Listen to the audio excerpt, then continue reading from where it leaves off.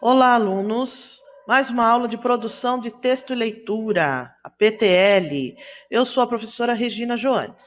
Então, vamos lá.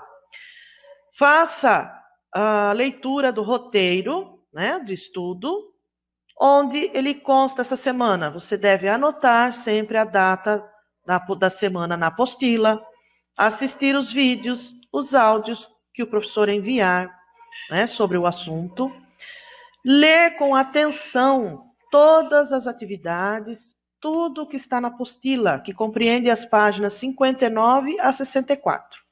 Então, o conteúdo dessa semana é sobre figuras de linguagem. Então, ele se inicia na página 59, ok? Então, faça uma leitura, compreenda o conteúdo para depois realizar as atividades.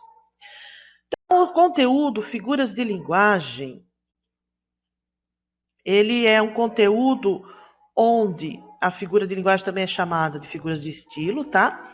Porque ele é um recurso estilístico usado para dar uma ênfase à comunicação e torná-la mais bonita. Então, por exemplo, existem as figuras de palavras. Então, é uma metáfora, a comparação.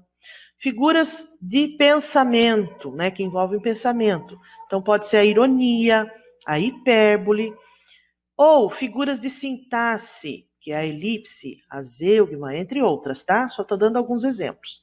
E as que vocês conhecem, quando leem HQs, por exemplo, figuras de som, que é a onomatopeia, tá? A assonância. Então, qualquer dúvida, vocês podem estar em contato comigo pelo meu WhatsApp particular, tá? E para entender melhor o conteúdo, nós vamos assistir a um videozinho, ok?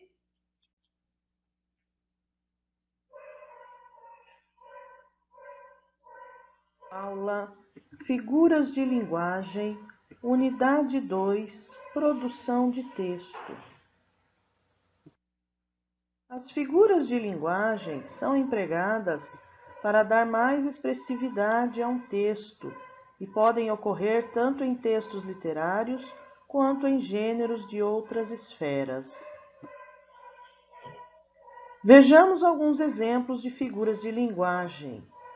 Aliteração é a repetição de uma consoante, empregada com a finalidade de dar mais expressividade ao texto.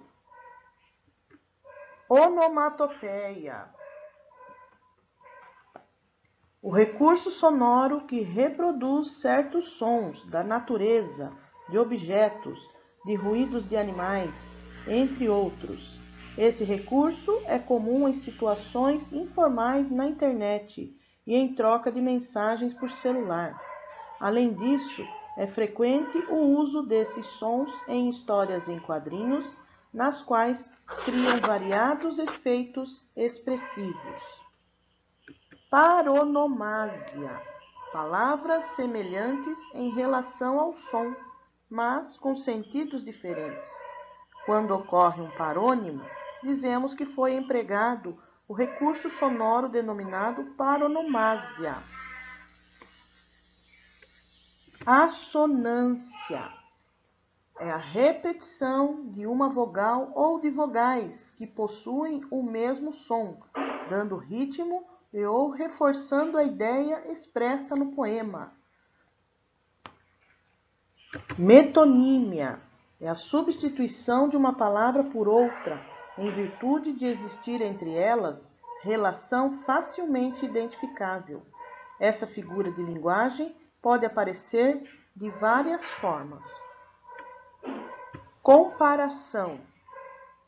Quando exploramos a relação de semelhança entre dois elementos, associando a característica de um elemento a outro. A comparação é geralmente estabelecida pela conjunção como. E por último, a metáfora, que é quando aproximamos elementos diferentes por meio de uma característica comum a ambos. Essa característica comum não é mencionada no texto, obrigando o leitor a usar seus conhecimentos sobre os elementos aproximados, ou seja, é uma comparação subentendida. Bons estudos!